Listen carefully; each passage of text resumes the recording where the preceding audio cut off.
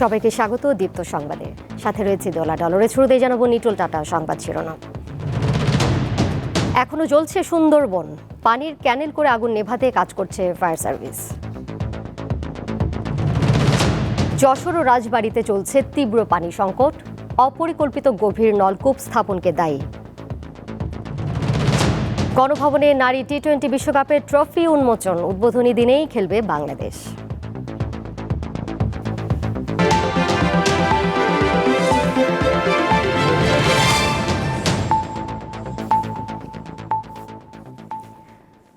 কয়েক দফা বন্ধের পর আজ দেশের শিক্ষা প্রতিষ্ঠান খুলেছে। সরকারের নির্দেশনা মেনে চলেছে শ্রেণী কার্যক্রম, বন্ধ রয়েছে অ্যাসেম্বলি। তাপপ্রবাহ থেকে শিক্ষার্থীদের রক্ষায় প্রতিষ্ঠানগুলোর প্রস্তুতি রয়েছে।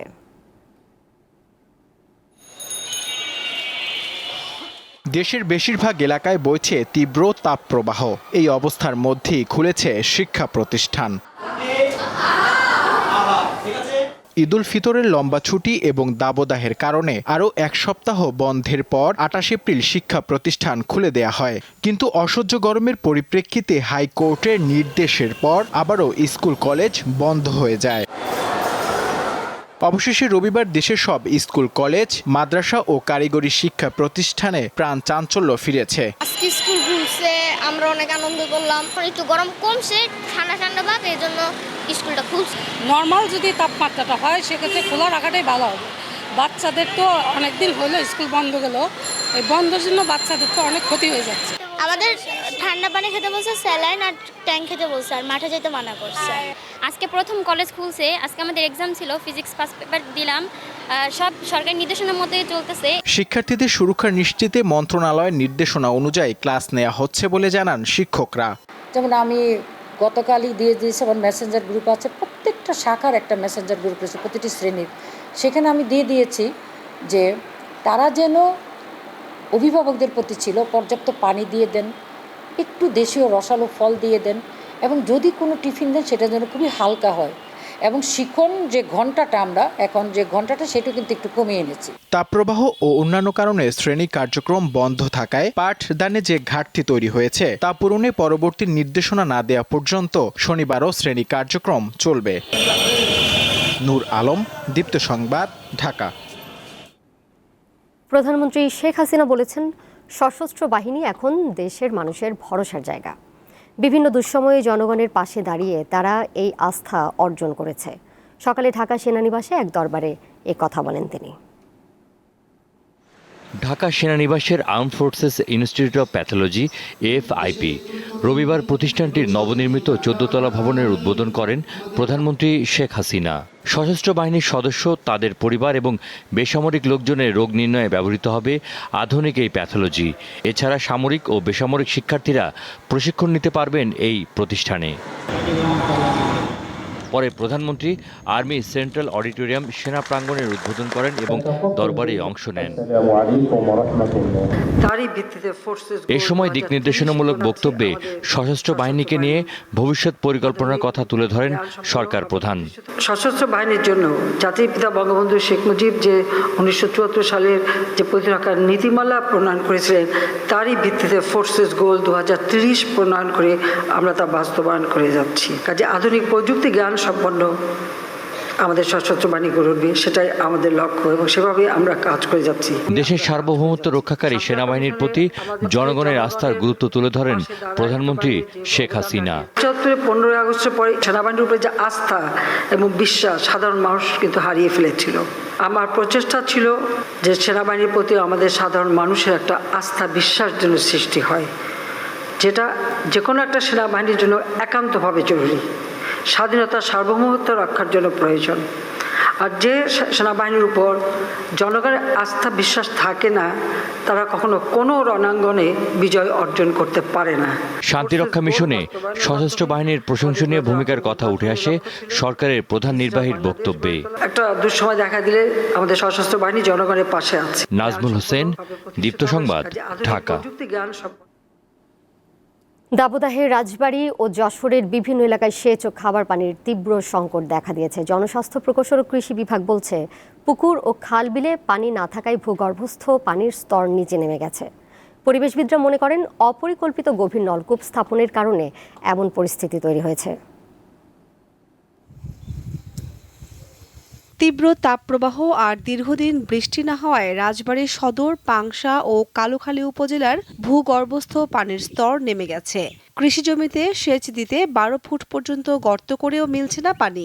নলকূপগুলোতে পানি না ওঠায় দেখা দিয়েছে তীব্র খাবার পানির সংকট। আর টিউবওয়েলে বাড়িতে পানি খাওয়ারও এত অসুবিধা হয়েছে, সে আর বলার কাজ নাই। সেলো মেশিন 8-10 ফুট কুড়িয়েও পানি উঠতেছে না। সকাল সব শুকিয়ে যাচ্ছে, মানুষের বাড়ি যাওয়া লাগে, যেখানে মোটর আছে সেখানে যাওয়া লাগে। পরিস্থিতি মোকাবেলায় মাঠ পর্যায়ে কাজ করছে জনস্বাস্থ্য ও কৃষি বিভাগ। আমরা এই ক্ষতি কাটিয়ে ওঠার জন্য কৃষকদেরকে যে পাম্পগুলো আছে পাম্পের মাটি একটু গভীরে স্থাপন করে সেচ দেওয়ার জন্য অনুরোধ করছি। পাশাপাশি যে সমস্ত বাড়িতে সাবমার্সিবল পাম্প আছে তাদেরকে সেখান থেকে ফিতা পাম্পের মাধ্যমে এই সেচ কার্য অব্যাহত জন্য পরামর্শ করছি। যশোরে আশঙ্কাজনক হারে নেমেছে ভূগর্ভস্থ পানির স্তর। ক্ষেত্রবিশেষ এ স্তর নেমেছে 32 থেকে 36 ফুট পর্যন্ত। এতে নলকূপে উঠছে না পানি। যশোরে গরম পড়ার থেকে আমরা অনেক কষ্ট আছি, পানি পাচ্ছি না, কোনো কলে পানি উঠছে না। পুকুরে পানি ব্যবহার করতাম, সেইগুলো রোধ হয়ে গেছে, পানি শুকায় গেছে। এই মোটরে যা দিচ্ছে তা মনে করেন যাওয়ার সাথে সাথে খেয়ে ফেলছে। পরিবেশবিদরা মনে করেন তীব্র তাপ প্রবাহের পাশাপাশি পুকুর ও জলাশয় ভরাট এবং অপরিকল্পিত গভীর নলকূপ স্থাপনের কারণে সংকট বেড়েছে। খাল, বিল, নদী, নালা, বিল, বাওর সেগুলো কিন্তু বন্ধ করছে। দেখেন ঘরবাড়ি নির্মাণ হচ্ছে, এসব কারণে কিন্তু আমাদের জলাধার ভূপরস্থ যে পানি সেটির কিন্তু স্বল্পতা দেখা দিয়েছে। বনায়ন করা এবং বৃক্ষরোপণের পরে সেটি কিন্তু রক্ষা করতে হবে, সেটি বাঁচাতে হবে। যশোরের 8 উপজেলায় প্রায় 1,31,000 গভীর ও অগভীর নলকূপ রয়েছে। কামরুন নাহার, দীপ্ত, বার্তাকক্ষ। এখনও জ্বলছে সুন্দরবনের আগুন। নিয়ন্ত্রণে কাজ করছে ফায়ার সার্ভিস, নৌবাহিনী, বিমান বাহিনী ও কোস্টগার্ডের পৃথক ইউনিট। এরই মধ্যে নালা কেটে অগ্নিকাণ্ডের স্থান পর্যন্ত পানি নিয়ে আসা হয়েছে। আগুনের ঘটনা তদন্তে 3 সদস্যের কমিটি গঠন করেছে বন বিভাগ।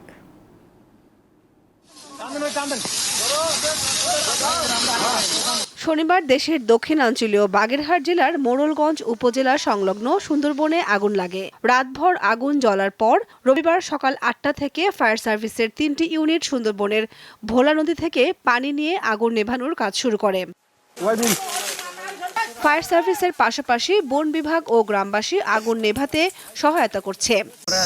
কালকার বিকেলেও আমার বালতি নিয়ে পানি দিয়েছি, কলস নিয়ে পানি দিয়েছি এবং আজকেও 3 ঘন্টা পানি দিয়েছি বালতি নিয়ে। ড্রেন কাটতে আসি, পানি দিতে আসি, আমরা প্রায় নিয়ন্ত্রণে আইছি। সাইকেল করে ওনারা আগুন নিভানোর প্রচেষ্টা করছেন, আমরা সবাই দেখতেছি অক্লান্ত পরিশ্রম করছেন, কিন্তু তারপরেও পিছনে আবার কিছু কিছু জায়গায় আমরা যখন আসছিলাম তখন দেখছি আবার নতুন করে ধোঁয়া দেখতে পাচ্ছি। দুপুরে বিমান বাহিনীর হেলিকপ্টার থেকে পানি ছিটানো হয়। যে আপনার অগ্নি নির্বাপন যন্ত্র আছে, সমস্ত কিছু দিয়ে সরকারের সমস্ত শক্তি দিয়ে আমরা কাজ করে যাচ্ছি। একটা তদন্ত কমিটি গঠন করেছি, 3 সদস্য বিশিষ্ট তদন্ত কমিটি। তারা বিস্তারিত তদন্ত করে জানাবে। এখন আমাদের দায়িত্ব হলো, আমাদের প্রাথমিক দায়িত্ব হলো যে আগুনটা নিয়ন্ত্রণে আনা। আগুন নেভাতে প্রায় 2 কিলোমিটার দূর থেকে পানি নেওয়া হচ্ছে।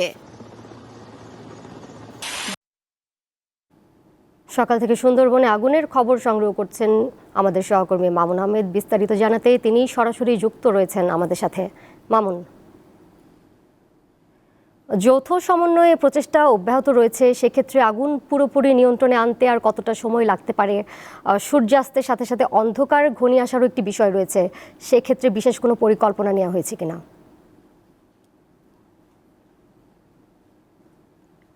দোলা, আসলে আপনি যেমনটি বলছিলেন, মূলত সুন্দরবনের আগুন এখনো পুরোপুরি নিয়ন্ত্রণে আসেনি।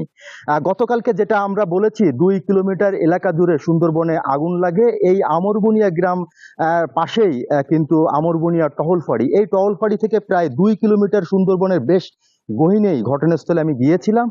সেইখানে আসলে পার্শ্ববর্তী ভোলা নদী থেকে পাইপ লাইনের মাধ্যমে ফায়ার সার্ভিসের এখন পর্যন্ত 5টা ইউনিট এখানে আগুন নেভানোর কাজ করছে। পাশাপাশি কোস্টগার্ড, নৌবাহিনী, বিমান বাহিনী, স্থানীয় পুলিশ প্রশাসন, স্থানীয় সাধারণ মানুষ থেকে শুরু করে সকলের সার্বিক প্রচেষ্টায় সুন্দরবনের আগুন 2 কিলোমিটারের এরিয়ার মধ্যেই নিয়ন্ত্রণে রয়েছে। আমার কথা হয়েছিল সুন্দরবন পূর্ব বন বিভাগের যিনি বিভাগীয় বন কর্মকর্তা নুরুল কবির, তিনি আমাকে যেমনটি বলেছেন মূলত কিভাবে এই অগ্নিকাণ্ডের সূত্রপাত এবং আগুন কিভাবে লেগেছে এবং এতে কি পরিমাণ ক্ষয়ক্ষতি হয়েছে, সুন্দরবনের বন্যপ্রাণীর ভাগ্যেই বা আসলে কি ঘটেছে সেটা আসলে জানতে হবে, আরো 7 দিন অপেক্ষা করতে হবে সেটা জানার জন্য। মূলত একটি তদন্ত কমিটি চাঁদপাই রেঞ্জের সহকারী বন সংরক্ষক রানা দেবকে প্রদান করে একটি 3 সদস্যের তদন্ত কমিটি গঠন করা হয়েছে এবং আগামী 7 কর্মদিবসের মধ্যে এই কমিটিকে তাদের তদন্ত প্রতিবেদন জমা দিতে বলা হয়েছে। এটির পর মূলত জানা যাবে যে কিভাবে আসলে সুন্দরবনে এই অগ্নিকাণ্ডের ঘটনাটি ঘটলো। দুপুরের পর আমরা যেটি দেখতে পেরেছি, দুপুরের পর কিন্তু সুন্দরবনের আগুন নেভানোর কাজে বিমান বাহিনীর একটি হেলিকপ্টার অংশগ্রহণ করে। উপর থেকে তারা দেখছে এবং যেখানে আগুন বিক্ষিপ্তভাবে জ্বলে উঠছে সেখানে কিন্তু তারা পানি ফেলছেন। পাশাপাশি স্থানীয় স্বেচ্ছাসেবক এবং স্থানীয় বাসিন্দারা খুবই আন্তরিকভাবে তারা কিন্তু সুন্দরবনের গহীনে প্রবেশ করছেন এবং বিক্ষিপ্তভাবে যেখানেই আগুন দেখছে এবং সেখানে তারা তাদের মতন করে আগুন নেভানোর চেষ্টা করছে। পাশাপাশি ফায়ার সার্ভিসকে খবর দিল, ফায়ার সার্ভিস সেই স্থানে যে আগুন কিন্তু নিয়ন্ত্রণের চেষ্টা চালিয়ে যাচ্ছে। এছাড়া আরেকটা বিষয় আমি কথা বলেছিলাম বিভাগীয় বন কর্মকর্তা বাগেরহাট পূর্ব সুন্দরবন বিভাগের, তিনি আমাকে যেমনটি জানিয়েছেন মূলত এই ঘটনার পর থেকে সুন্দরবনে প্রবেশে জেলে বাউলদের সকল ধরনের পাস পারমিট আপাতত বন্ধ রয়েছে। আমার সাথে কথা হয়েছিল বাগেরহাট ফায়ার সার্ভিসের উপসহকারী পরিচালক সাইদুল আলম চৌধুরী, তিনি আমাকে যেমনটি জানিয়েছেন মূলত গত দিনের মতো আজও কিন্তু সন্ধ্যা নেমে আসলে হয়তো তারা কাজ করবে না এবং তবে এখানে আগুন নেভানোর কাজটা রাতে কিন্তু বন্ধ থাকলেও তারা মূলত এখানে স্থান ত্যাগ করছেন না, এখানে অবস্থান করবেন। বন বিভাগের কর্মীরাও অবস্থান করবেন, তারা সার্বক্ষণিক একে অপরের সাথে যোগাযোগ রাখছে। তারা মূলত আজকে রাতে আগুন নেভানোর কাজটি পুরোপুরি সম্পন্ন করা না গেলেও আগামীকাল সকাল 8টা থেকে আবারও পুনরায় আগুন নেভানোর কাজ শুরু হবে বলে জানিয়েছেন বাগেরহাট ফায়ার সার্ভিসের উপসহকারী পরিচালক। তিনি আরো জানিয়েছেন আগামী দিন কিংবা আরো হয়তোবা 1-2 দিন লাগতে পারে সুন্দরবনের এই আগুন পুরোপুরি নেভাতে। ঘটনাস্থল থেকে আমাদের সাথে যুক্ত ছিলেন সহকর্মী মামুন আহমেদ। পরের প্রসঙ্গে যাচ্ছি।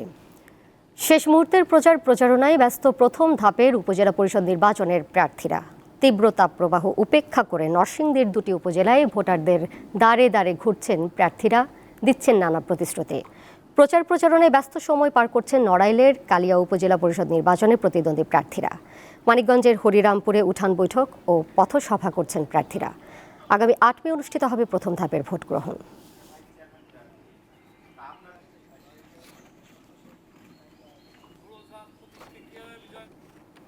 মামলার তথ্য গোপন করায় সেতু মন্ত্রীর ভাই সহ নোয়াখালীর 3টি উপজেলার 4 জন প্রার্থীর মনোনয়নপত্র বাতিল করা হয়েছে। সকালে জেলা প্রশাসকের সম্মেলন কক্ষে 6ষ্ঠ উপজেলা পরিষদ নির্বাচনের 3য় ধাপের যাচাই বাছাই অনুষ্ঠিত হয়। এ সময় রিটার্নিং কর্মকর্তা জানান, হলফনামায় মামলা সংক্রান্ত তথ্য সঠিকভাবে উল্লেখ না করায় বেগমগঞ্জ উপজেলা পরিষদ নির্বাচনে চেয়ারম্যান পদের প্রার্থী ASM সেলিমের মনোনয়নপত্র বাতিল ঘোষণা করা হয়। অপরদিকে কোম্পানীগঞ্জ উপজেলা পরিষদ নির্বাচনে চেয়ারম্যান পদে প্রার্থী শাহাদাত হোসেন হলফনামায় 4টি মামলার তথ্য গোপন করায় তারও মনোনয়নপত্র বাতিল করা হয়। শাহাদাত হোসেন আওয়ামী লীগের সাধারণ সম্পাদক এবং সড়ক পরিবহন ও সেতুমন্ত্রী ওবায়দুল কাদেরের ছোট ভাই।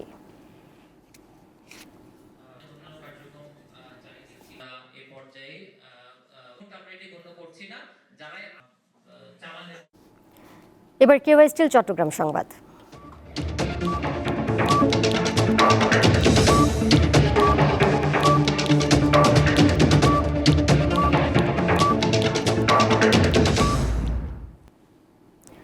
বান্দরবানের নাইখংছড়ি সীমান্তে স্থল মাইন বিস্ফোরণে 3 জন আহত হয়েছেন।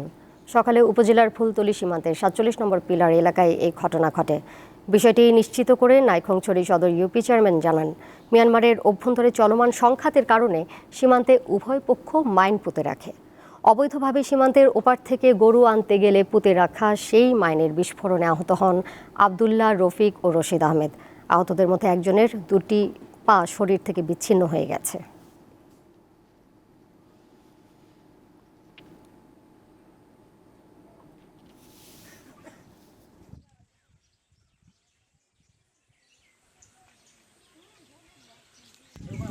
লাগামহীন মূল্যস্ফীতি, ঋণ পরিশোধের চাপ এবং রাজস্ব আয় বাড়ানো আগামী বাজেটের বড় চ্যালেঞ্জ বলে মনে করছে সিপিডি।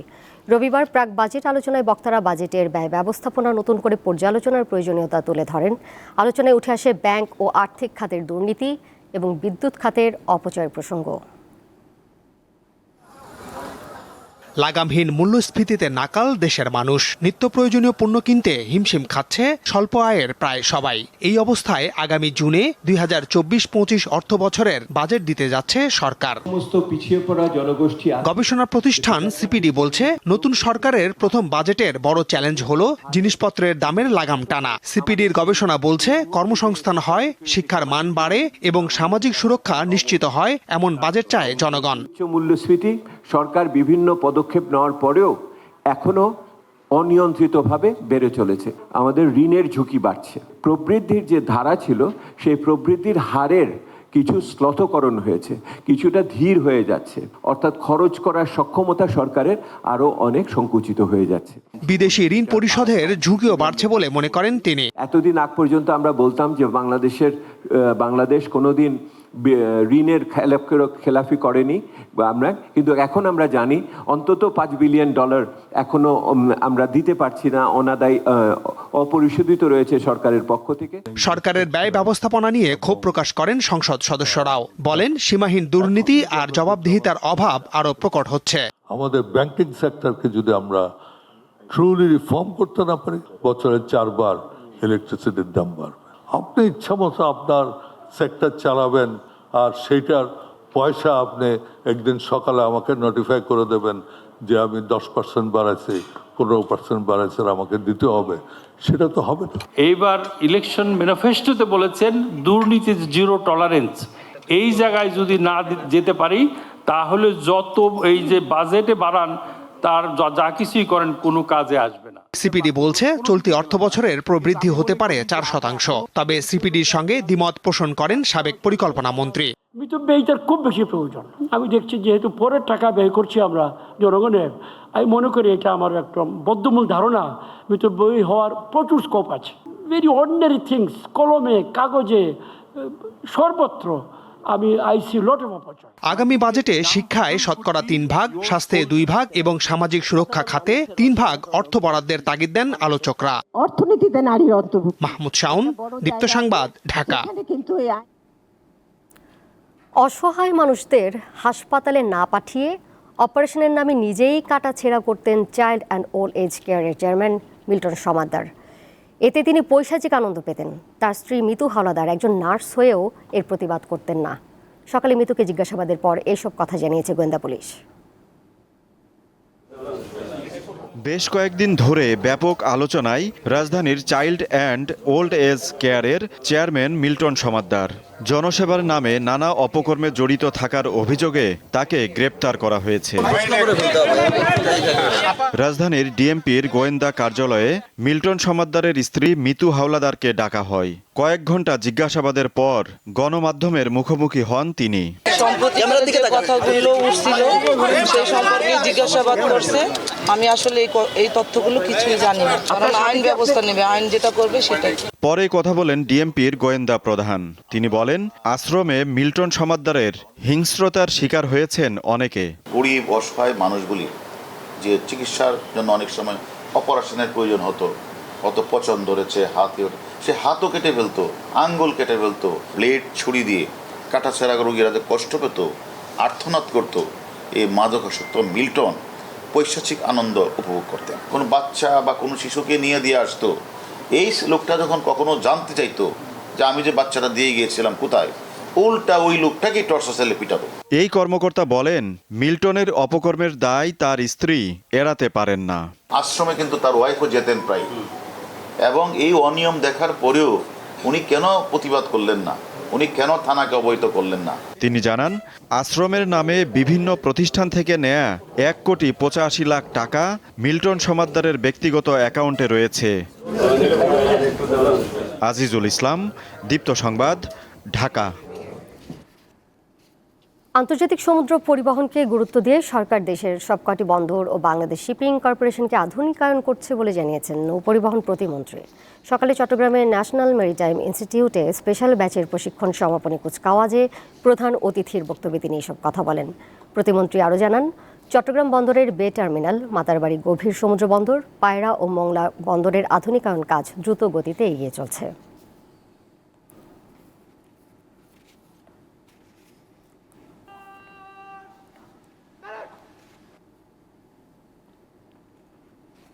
আন্তর্জাতিক প্রসঙ্গ।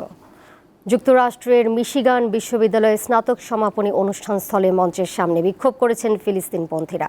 তবে পুলিশ দ্রুত বিক্ষোভকারীদের ঘিরে ফেলে সরিয়ে নিয়ে যায়। তবে কাউকে আটক করা হয়নি, এসব তথ্য জানান বিশ্ববিদ্যালয়টির মুখপাত্র। এছাড়া ভার্জিনিয়া বিশ্ববিদ্যালয়ে শান্তিপূর্ণ বিক্ষোভ করেন শিক্ষার্থীরা। আগামী দিনগুলোয় স্নাতক সমাপনী অনুষ্ঠান ঘিরে যুক্তরাষ্ট্রের বিভিন্ন বিশ্ববিদ্যালয়ের ক্যাম্পাস নতুন করে অশান্ত হয়ে উঠতে পারে বলে আশঙ্কা করা হচ্ছে। নতুন করে বিক্ষোভ ছড়িয়েছে জার্মানি, সুইজারল্যান্ড, আয়ারল্যান্ড ও মেক্সিকোতে।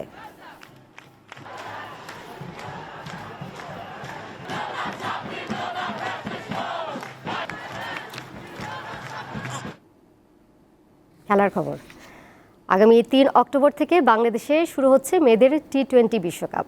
সকালে তারই ট্রফি উন্মোচন করেছেন প্রধানমন্ত্রী শেখ হাসিনা। গণভবনে ট্রফি উন্মোচন অনুষ্ঠানে উপস্থিত ছিলেন বাংলাদেশ নারী ক্রিকেট দলের অধিনায়ক নিগার সুলতানা জ্যোতি ও ভারতের অধিনায়ক হারমানপ্রীত কৌর।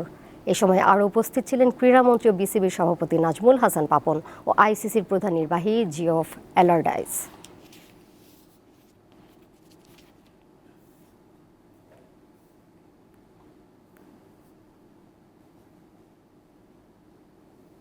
অক্টোবরে বাংলাদেশে হবে নারী টি-20 বিশ্বকাপ। খেলা হবে ঢাকা ও সিলেটে।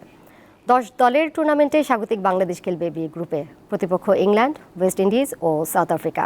আর এ গ্রুপে খেলবে অস্ট্রেলিয়া, নিউজিল্যান্ড, ভারত ও পাকিস্তান। এছাড়া বাছাই পর্বে বিজয়ী 2টি দল খেলবে 2 গ্রুপে। 2014 সালে টি-20 বিশ্বকাপের পূর্ণাঙ্গ আসরের আয়োজক ছিল বাংলাদেশ। একই সাথে সিলেটে বসেছিল নারীদের আসর। এবার শুধু নারীদের টি-20 বিশ্বকাপের আসর বসছে বাংলাদেশে। ভেন্যু থাকছে ঢাকা ও সিলেট। আগামী সেপ্টেম্বরে বাছাই পর্ব শেষে অক্টোবরে হবে মূল পর্ব। রবিবার ঢাকার একটি হোটেলে জমকালো আয়োজনে এই আসরের সূচি প্রকাশ করা হয়। আয়োজক বাংলাদেশ খেলবে বি গ্রুপে। প্রতিপক্ষ ক্রিকেটের 3 পরাশক্তি ইংল্যান্ড, ওয়েস্ট ইন্ডিজ ও সাউথ আফ্রিকা এবং বাছাই পর্বের বিজয়ী একটি দল। এই গ্রুপে বাছাই পর্বের অন্য দলের সাথে থাকবে অস্ট্রেলিয়া, নিউজিল্যান্ড, ভারত ও Pakistan. 3 October England South Africa match দিয়ে শুরু হবে এবারের আসর। একই দিন বাছাই পর্ব থেকে উঠে আসা দ্বিতীয় দলের বিপক্ষে খেলবে বাংলাদেশ। সূচি প্রকাশ অনুষ্ঠানে উঠে আসে নারী ও পুরুষ ক্রীড়াবিদদের পারিশ্রমিকের বিষয়। আইসিসি জানিয়েছে এবার নারী ও পুরুষ ফরম্যাটে আর্থিক বৈষম্য থাকছে না। আইসিসির চোখে নারী পুরুষ সমান, তাই ছেলেদের টি-20 বিশ্বকাপের চ্যাম্পিয়ন, রানার্স আপ আর প্রতিটি ম্যাচের বিজয়ী দলের যে প্রাইজ মানি রয়েছে, নারীদের আসরেও সমপরিমাণ প্রাইজ মানি থাকছে। 10 দলের আসর 2টি ভেন্যুতে সীমাবদ্ধ রাখার বিষয়টি আইসিসির সিদ্ধান্ত বলে জানিয়েছেন বিসিবি সভাপতি। সত্যি কথা বলতে কি আমি ঠিক এটার এক্সাক্ট কারণটা জানি না, তবে আমার ধারণা যে পসিবল যতগুলো ভেন্যু ছিল ওনারা দেখে বোধহয় মনে করেছে এই দুটো হলেই এই টুর্নামেন্টের জন্য সবচেয়ে ভালো হয়। এখানটাতে শুধু আমাদের ব্যাপার না, এখানে আইসিসিও আছে, আমাদের বোর্ডও আছে। ঢাকায় প্রধানমন্ত্রীর বাসভবন গণভবনে বিশ্বকাপের ট্রফি উন্মোচনের মাধ্যমে কাউন্টডাউন শুরু হয়। এ সময় বাংলাদেশ ও ভারতের অধিনায়ক উপস্থিত ছিলেন। তৌসিয়া ইসলাম, দীপ্ত স্পোর্টস। শেষ করব দীপ্ত সংবাদ। যাবার আগে নিটোল টাটা সংবাদ শিরোনাম জানিয়ে দেব আরও একবার। এখনও জ্বলছে সুন্দরবন। পানির ক্যানেল করে আগুন নেভাতে কাজ করছে ফায়ার সার্ভিস। যশোর ও রাজবাড়ীতে চলছে তীব্র পানি সংকট। অপরিকল্পিত গভীর নলকূপ স্থাপনকে দায়ী। গণভবনে নারী টি-20 বিশ্বকাপের ট্রফি উন্মোচন। উদ্বোধনী দিনেই খেলবে বাংলাদেশ।